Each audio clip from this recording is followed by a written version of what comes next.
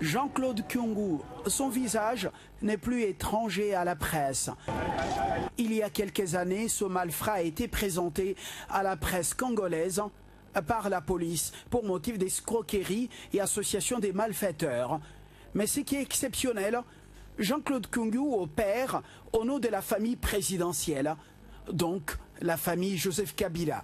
Ses méthodes et son look ont séduit plusieurs personnalités dans le monde politique et celle des affaires. Si aux uns, il promet l'élévation au plus haut grade de la gouvernance dans le pays, aux autres, par contre, il a... Bruno Tshibala est le nouveau chef du gouvernement en République démocratique du Congo. Ce cadre de l'UDPS, parti d'Étienne Tshisekedi et porte-parole du Rassemblement, remplace Sami Badibanga. La nouvelle est tombée dans la soirée de ce vendredi 7 avril 2017.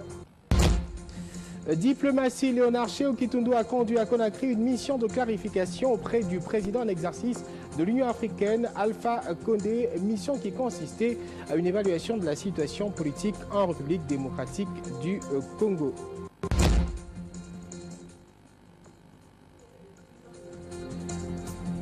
Bienvenue à ce nouveau journal. La nouvelle est tombée dans la soirée de ce vendredi 7 avril 2017.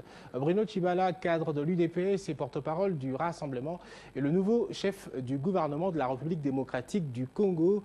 En effet, comme promis mercredi dernier lors du discours sur l'état de la nation, 48 heures après, la République démocratique du Congo connaît donc le nom de son nouveau Premier ministre. Je l'ai dit, Bruno Tshibala. Il vient d'être nommé à ce poste sur ordonnance présidentielle lue il y a quelques heures de ce vendredi sur les antennes de la télévision nationale. Ce chevronné proche d'Étienne Tshisekedi était secrétaire général adjoint de l'UDPS. Il remplace donc à ce poste Sami Badibanga qui a démissionné ce même vendredi.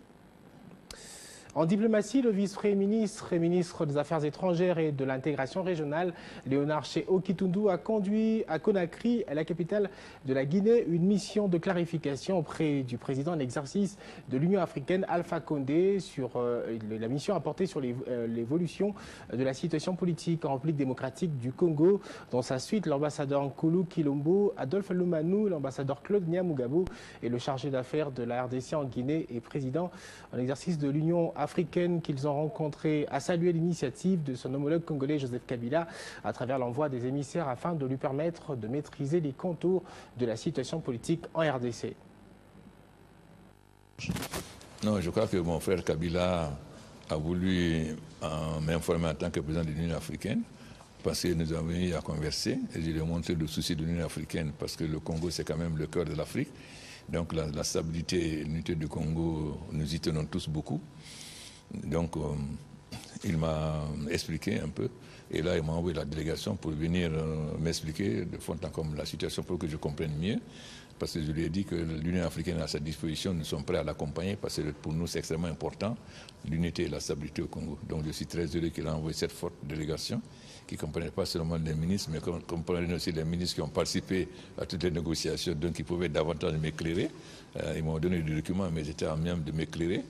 Évidemment, nous avons été échangés en tant que juristes pour voir un peu le petit piège qui est la cause de tous les problèmes. Bon, mais je pense qu'avec la bonne volonté et le patriotisme, je ne doute pas que les Congolais, qu'ils soient de la mouvance et de l'opposition, sont patriotes. Et je pense que leur partenaire va les amener à trouver une solution parce que le texte pouvant être interprété plusieurs fois, il faut donc un consensus. Et j'espère que nous arriverons à un gouvernement dans les 48 heures, en tout cas la nomination d'un Premier ministre dans les 48 heures et la formation d'un gouvernement. Parce que j'ai vu qu'ils sont très avancés. Une de mes préoccupations était de dire, mais comment, s'il y a le Premier ministre, comment vous allez faire? Or là, je sais qu'ils sont très avancés, ils ont déjà déterminé le nombre de gouvernements, le nombre de ministres, quelles sont les parts de la mouvance, la part de l'opposition radicale, de tout le monde. Donc, je pense qu'il y a déjà un consensus sur le contenu et la répartition des postes, ce qui est encore plus difficile que la nomination d'un Premier ministre. Et je pense que dès qu'il y a un Premier ministre, le reste, ça va aller très vite pour la formation du gouvernement. Il est très important pour nous ils m'ont dit aussi qu'il y a presque 20 millions de Congolais qui ont déjà été recensés. Donc je pense que le recensement électoral pour faire un fichier crédible aussi va aller. Et nous espérons donc que les délais seront respectés. C'est le souhait de l'Union africaine.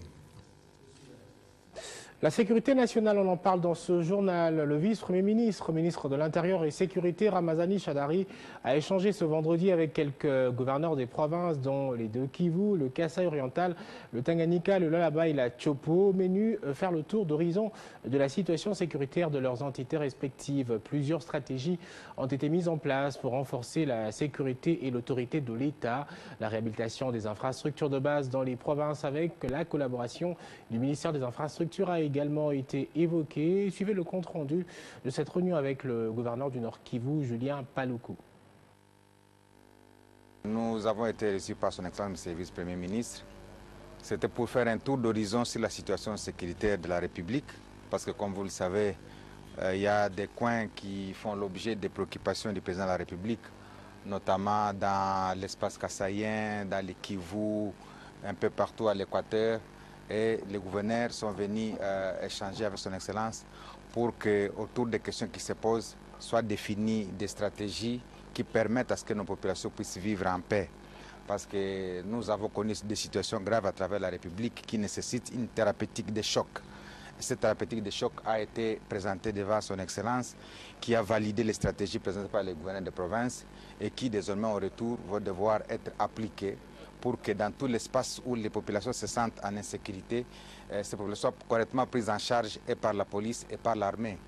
Il a été également défini des stratégies pour voir comment les espaces qui sont libérés par les militaires doivent être occupés par la police, parce que c'est la police qui a la charge du maintien et du rétablissement de l'ordre public.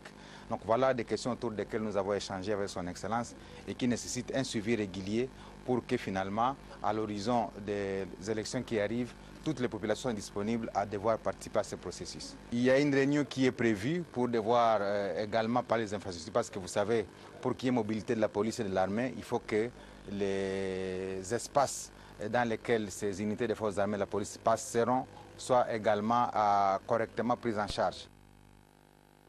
Faux et usage de faux. L'unité de la police nationale congolaise en charge de la protection des institutions et des hautes personnalités a mis la main sur un escroc récidiviste, Jean-Claude Kyungu, c'est son nom, a été présenté à la presse ce vendredi 7 avril 2017 par le commissaire supérieur Mulimba Mutimpanza.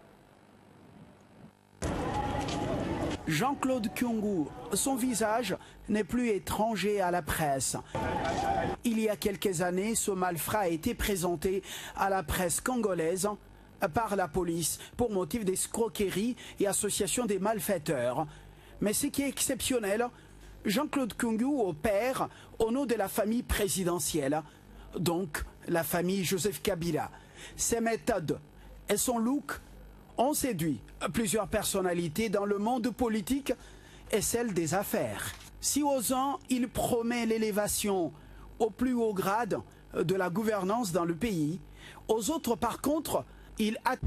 Tel que, en cette période stratégique, cette période importante de pré-élection, c'est G7 qui est venu à l'opposition il n'y a pas une année, qui joue le rôle principal. Vous comprendrez que les compagnons d'Étienne Tshisekedi ne pouvaient pas accepter une telle supercherie, et c'est pour cela que nous avons rejeté la réforme inopportune opérée par les amis pour des raisons d'ambition inavouable. Louable, pour autant que c'est le Congo, notre pays, qui soit au cœur de cette consultation. Et c'est ce que j'ai cru comprendre à l'issue de l'entretien. Vous assumerez les conséquences après votre consultation? Quelles conséquences? Positives. L'auto-exclusion, par exemple. Pour avoir rencontré le chef de l'État. Parce que vous avez violé les communiqués publiés hier. Pour avoir rencontré publiquement le chef de l'État. Vous dites publiquement, ça veut dire quoi? Non, je parle français. J'ai fait des propositions au chef de l'État. Laissez au chef de l'État le soin d'apprécier toutes ces propositions. Bruno Tshibala vous a cité, il a dit que vous avez dit que Félix Tshisekedi n'a jamais été désigné par son père Premier ministre. Eh bien, faites confiance à Bruno Tshibala. Parce qu'il est de la maison. Bienvenue à tous à ce Flash Info sur Télé 50. Démission de Sami Badibanga. Dans un communiqué officiel, la présidence de la République indique que le Premier ministre a présenté ce vendredi, conformément à l'article 78 de la Constitution, sa lettre de démission du gouvernement au président de la République. Dans sa lettre, le Premier ministre sortant remercie le chef de l'État Joseph Kabila pour la confiance confiance et le soutien dont lui-même et ses collègues membres du gouvernement ont bénéficié. Toute la RDC attend donc impatiemment de connaître le nom de son nouveau Premier ministre qui sera issu du rassemblement conformément à l'accord du 31 décembre 2016. C'est la fin de ce Flash Info. Merci de rester fidèle au programme de Télé 50.